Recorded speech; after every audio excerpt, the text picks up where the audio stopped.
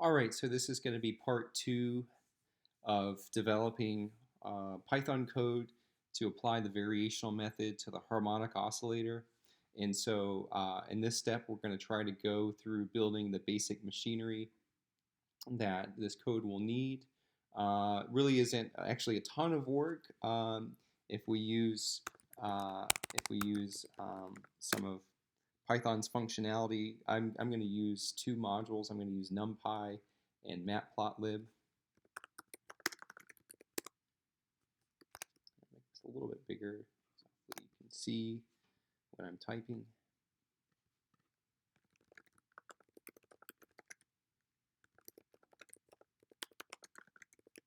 Okay, and so I'm going to use np as my little alias for NumPy. I'm going to use plt as my alias for pyplot.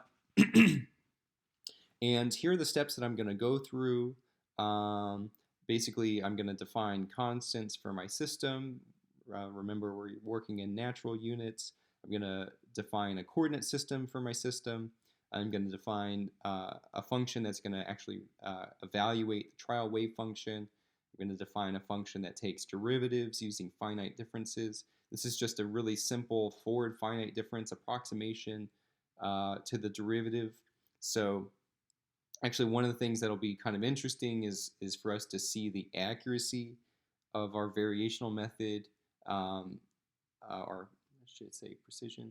I guess I'm going to say precision is going to actually be somewhat impeded by our choice of derivative and also on the grid size. So of course, if I make anyway, I don't need to tell everybody about numerical derivatives, but if I make my grid spacing closer and closer, this should get better and better. But I can also come up with better approximations to the derivative than this forward finite difference one. We're going to define functions that return the kinetic energy functional of a trial wave function and the potential energy functional of a trial wave function. We'll wrap up with that machinery built, and then we'll come back and actually apply it and try to validate it.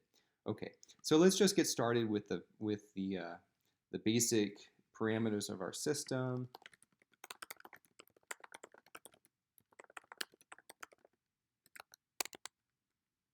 So in this natural unit system, I'm going to call h bar 1, the spring constant is 1, the reduced mass is 1, and then alpha naught, this is something that is often arises in the harmonic oscillator. It's basically related to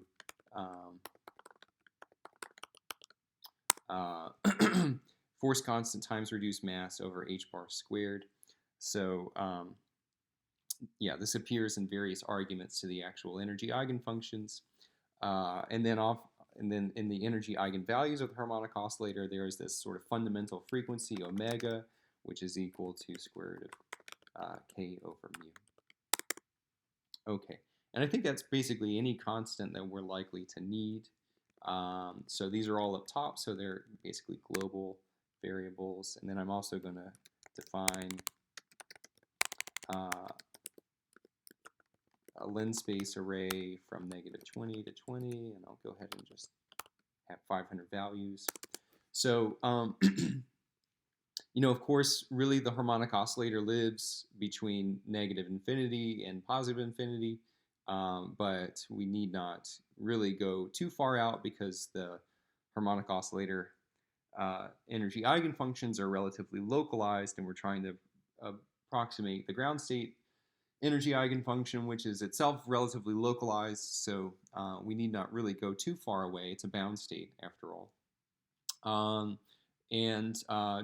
Just by way of talking a little bit about the intuition of these x-coordinates, so the way that we've written our Hamiltonian, I'll remind you, this is back here, the way we've written our Hamiltonian with the potential energy having a minimum at x equals 0. Okay, so the idea of that would be if you're modeling a diatomic, then x equals 0 corresponds to the equilibrium bond length. And so if I were to displace to x equals -20, right, well, that would be 20 length units compressed from the equilibrium bond length. And if I was to extend to x equals 20, that would be 20 length units stretched from the equilibrium bond distance. So keep that in mind, that x equals 0 is meant to be the equilibrium bond distance, and that is, in the harmonic oscillator model, that is basically the minimum in the potential energy. Okay, so we've got our coordinate system, we've got our constants. Let's move on to a function which can return for us a trial wave function. So I'm going to call that function trial wave. And basically, I need to give it two things. I need to give it a value of alpha, and I need to give it an array of coordinates to evaluate the trial wave function over. Okay, so alpha is, of course, going to be that constant, that variable parameter or adjustable parameter that we give the trial wave function, and xt will be meant to be an array of coordinates to evaluate the trial wave function at. And I'm simply going to return exponential of negative alpha times xt times xt. And so what that will do is evaluate this exponential at every value of the array xt. And so, that is basically our trial wave function. Okay, so why don't we take a minute just to make sure that our coordinate system between negative 20 and 20 is sufficient. And what do I mean by sufficient? I mean, does some trial wave function that I'm likely to come up with, does it decay to 0 near the boundaries of this coordinate system?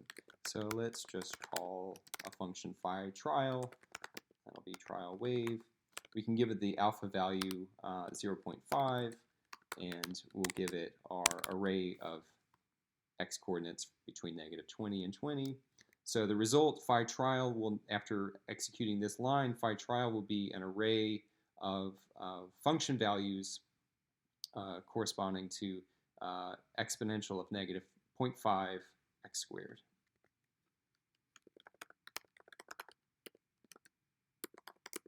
And so I'm going to use pyplot to just take a look at that function, and we can judge for ourselves if that thing has actually gone to 0 at the boundaries of the grid. Okay, so here's negative 20. We're basically at 0. Here's negative 20. Here's positive 20. We're basically at 0. Okay, so basically our trial wave function has gone to 0 by the boundaries. So it appears that negative 20 to 20 is plenty sufficient, but we can always make that grid larger later if we need it. Okay.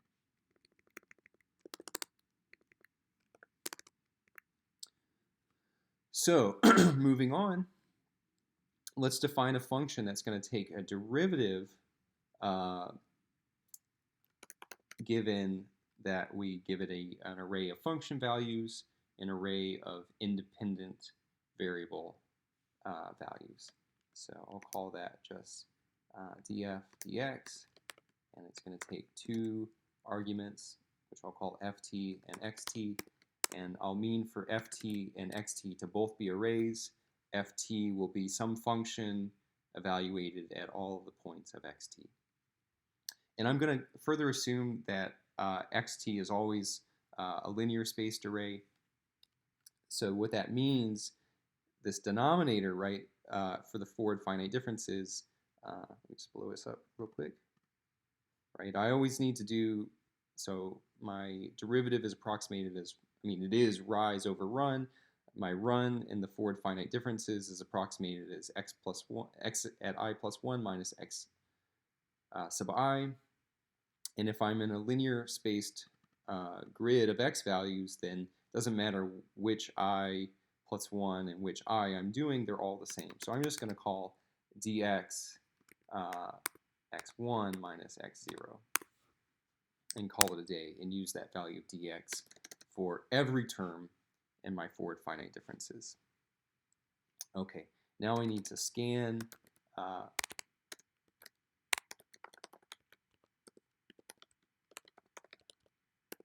through the elements of my ft array, and basically I can do this forward finite differences for every element except for the last element.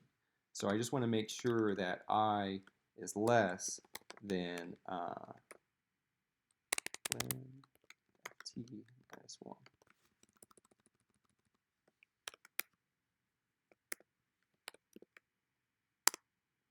So as long as that's the case, I'm just going to use forward finite differences.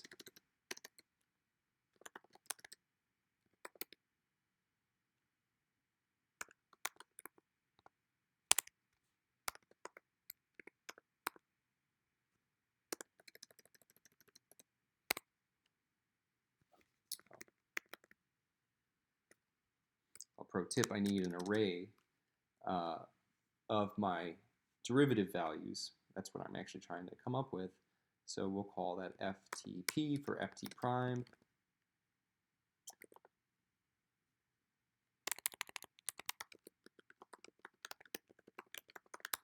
And so I'm going to use this function np0s like ft, so that's going to return an array of zeros, same data type and same length as the array ft.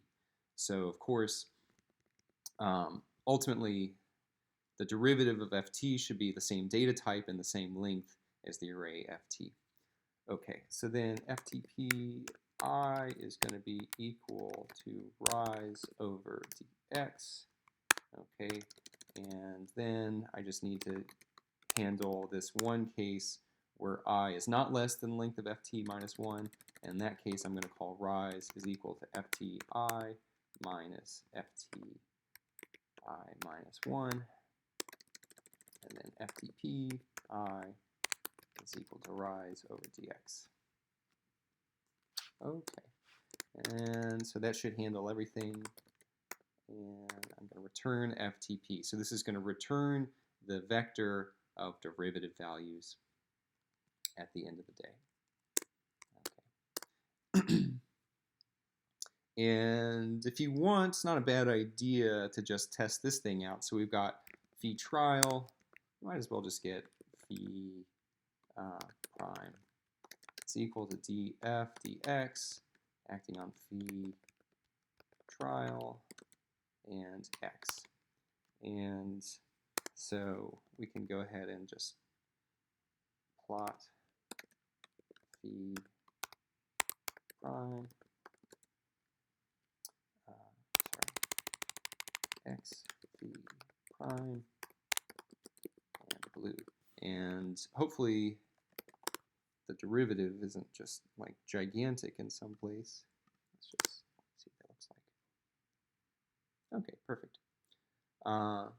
So this is very believable, right? This looks very much like what the derivative should look like. It goes to 0 at the max. The derivative goes to 0, right, where the function itself is maximized, and you can see these turnover at these inflection points. So that's very good. Okay, I think we feel pretty good about that.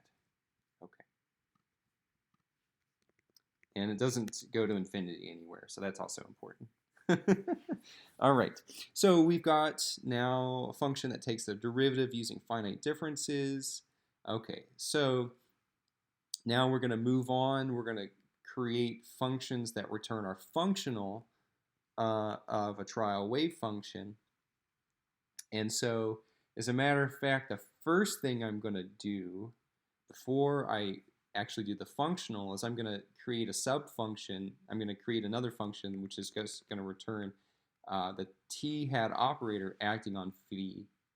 And I'm going to create another function that gives me the v hat operator acting on phi, because that's going to make things a little bit easier for evaluating the functional. So let's create something called t phi, right? So this is going to be, this is going to take some function which we'll call ft and another function which we'll call xt. And what is it going to do? Well, what's t hat acting upon phi? It's -1/2 d squared dx squared. Okay, so we're going to have to call our df dx function within t phi actually twice. So I'll do ftp is equal to df dx ft xt, and then ftpp is equal to df dx ftp xt, right? This is basically, we're going to define ftp as the first derivative of ft with respect to xt, then ftpp is the first derivative of ftp with respect to xt. So that, that logic should work out. If you don't believe me, work it out by hand. Okay, so that gives us second derivative with respect to the trial function that we fed t phi. So the only thing left to do is multiply that trial function, that second derivative, by -1/2. Okay, so that is all we need to do to for our function. Now we could give t phi our trial wave function and our x grid, and it's going to spit out t hat operator acting upon that trial wave function. Okay, so let's just make a little note here.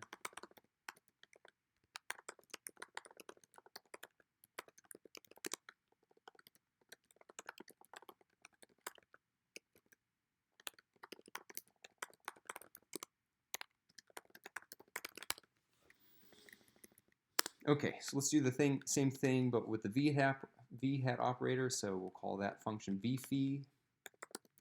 Oops, I have to write def here. Okay, and this is actually going to be even easier because all we have to do, what is v hat operating on phi? It is basically 0.5 times x squared times phi.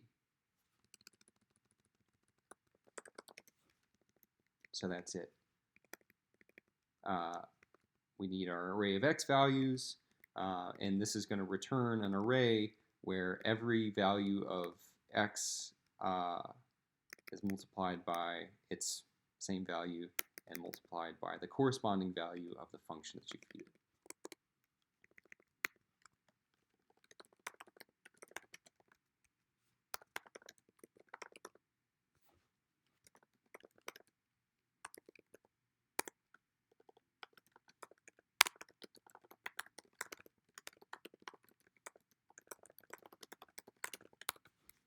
Okay. So those are our functions t phi and v phi, and we can use those. We can make use of those to actually define our functions that return the functional of t given a trial wave function. So let's try to do those functionals now. So t functional, and we'll give it ft and xt. And so what is the t functional? Let's go remind ourselves. This is the t functional, right? So what do we need? We need to integrate over t hat on phi multiplied by phi integrated over all space divided by phi times phi integrated over all space. Okay. So the very first thing that I need to do is get t. I'm going to call it t phi, lowercase t phi, is equal to t phi acting on ft, getting xt. Okay. All right, and then I already have phi, right? It's called ft. So now I just need to do these sums. So let's go ahead and get our dx again. Right, because we need our differential element for each of the integrals. We need an integral in the numerator, which I'm just going to call 0, and an integral in the denominator, which I'm going to call denom. So I'm going to initialize the numerator integral to 0, the denominator integral to 0. And then to actually take this integral, we're just going to loop over the values of these arrays,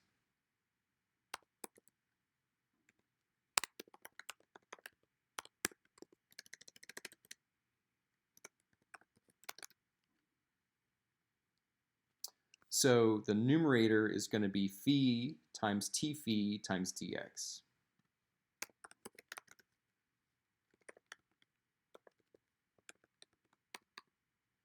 And the denominator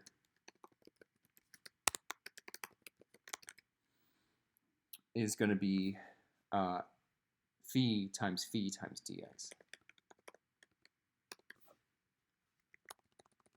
And I want to do this element by element. Mistake.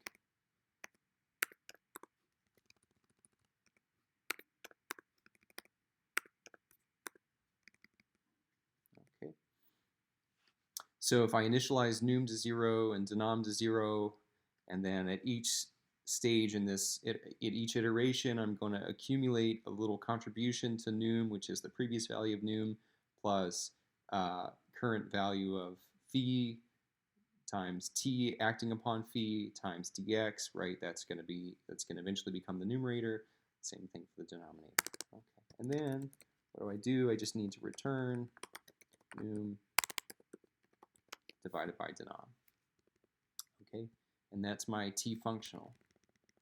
Hopefully no mistakes.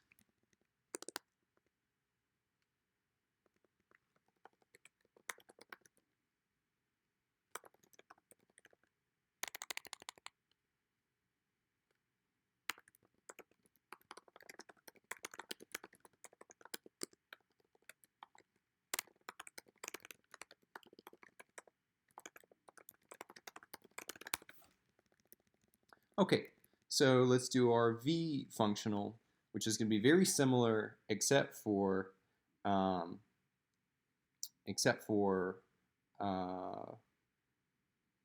we're going to be on the numerator. We're not going to be doing t hat upon phi. We're going to be doing v hat upon phi. Okay, so def v functional ft xt. And we'll do v phi is equal to v phi ft xt dx is equal to x1 minus x0, num equals 0, denom equals 0, for I in range 0, ft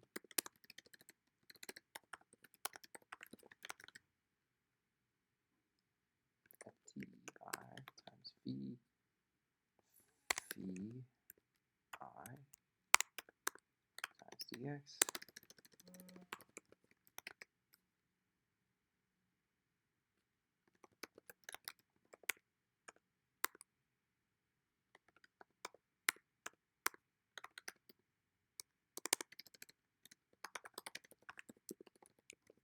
Okay. So that should be the v functional.